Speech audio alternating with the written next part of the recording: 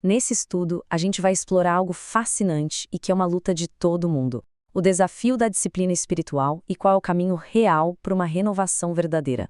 É muito bom começar mais essa análise com a gente aqui. Hoje, o foco é um material riquíssimo que vem de uma série de mensagens sobre o retorno à santidade. E olha, a ideia aqui não é ficar apenas apontando falhas, sabe? É entregar um mapa claro para a gente superar esses bloqueios e se reconectar com a fé. É o tipo de jornada que sai lá da teoria e vai direto para a vida real, de quem busca uma espiritualidade autêntica. Beleza, vamos mergulhar nisso. Nosso roteiro aqui é super direto e vai nos guiar por 5 pontos essenciais. A gente começa com o retorno à santidade, depois passa para as categorias do pecado, indo para os parâmetros da confissão, relacionamento em vez de ritual e fechando com passos para uma vida de oração. Tudo mastigadinho para mostrar como superar essas barreiras espirituais. Ponto número 1. O retorno à santidade, reconhecendo a luta da nossa velha natureza.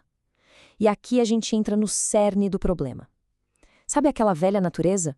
Pois é, ela frequentemente tenta reassumir o controle da vida cristã, mesmo depois de todos os compromissos que a gente já assumiu. O primeiro grande passo para qualquer mudança real é admitir o problema. Segundo o material que estamos analisando, existe esse conflito diário, onde os velhos hábitos tentam voltar para o volante. Tem uma citação genial da Claudinha no material original que resume a situação perfeitamente. O velho homem descobriu que sabe nadar no batistério. É incrível pensar nessa metáfora, não é? Teoricamente, o batismo serve para afogar aquela velha natureza. Mas, ironicamente, o orgulho, a nossa autossuficiência, eles dão um jeito de aprender a nadar. Eles sobrevivem e acabam nos afastando daquele caminho de pureza que a gente tanto busca. E isso nos leva ao ponto 2, as categorias do pecado, identificando os bloqueios espirituais do dia a dia.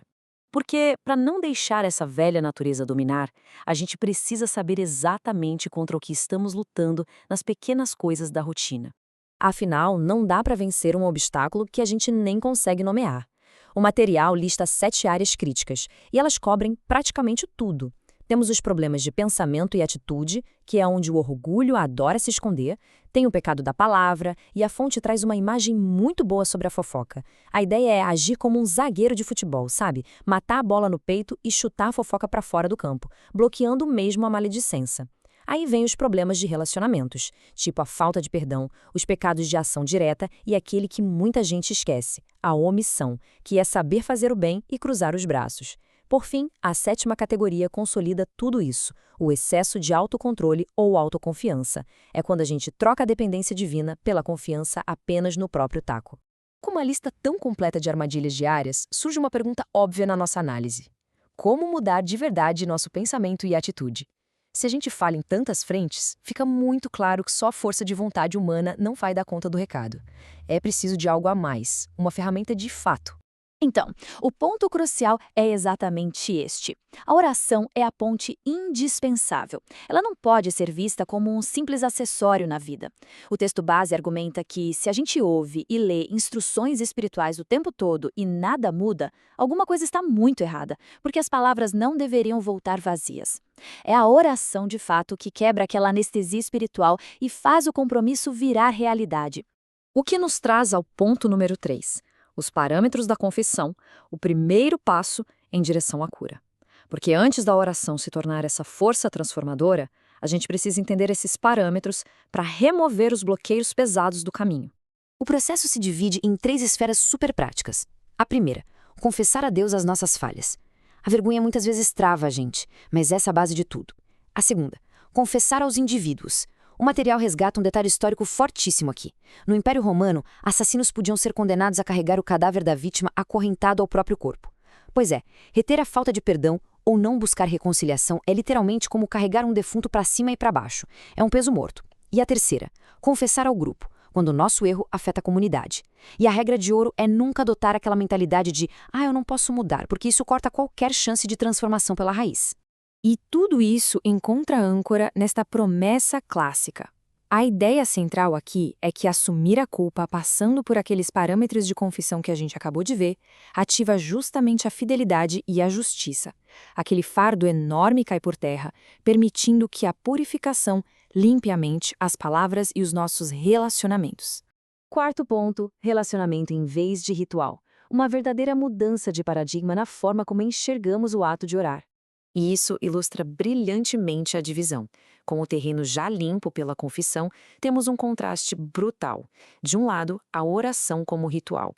A fonte lembra daquelas rotinas mecânicas que a gente conhece bem. Orações de 2 segundos antes de comer, tipo clássico faça mal ou faça bem, caia no prato. Ou aquelas preces quase dormindo que acabam no meio de um bocejo. Do outro lado, temos a oração como relacionamento. Inspirado no contraste entre a ocupada Marta e a atenta Maria, o material mostra que a oração de verdade exige dedicar tempo. É sobre ouvir, é sobre intimidade real e não só bater o ponto espiritual do dia. Essa oração profunda, que é puro relacionamento, é movida pela convicção de que a velha natureza precisou ser crucificada para que uma nova presença tomasse conta. E o material foca muito nisso, a crença de que o divino habita na gente, o que torna o diálogo constante algo absolutamente necessário para alinhar pensamentos e ações na rotina. E finalmente chegamos ao ponto 5, passos para uma vida de oração, colocando toda essa estrutura e teoria na prática. Como aplicar tudo isso numa rotina estressante? A fonte oferece 3 passos bem acionáveis. Primeiro, dedicar tempo significativo. E o material até brinca com a nossa realidade caótica, citando o exemplo de quem passa umas 3 horas sacolejando num ônibus para chegar em Niterói por causa do trânsito. A dica é usar até mesmo esse tempo apertado para orar, mantendo os olhos bem abertos se estiver dirigindo, claro.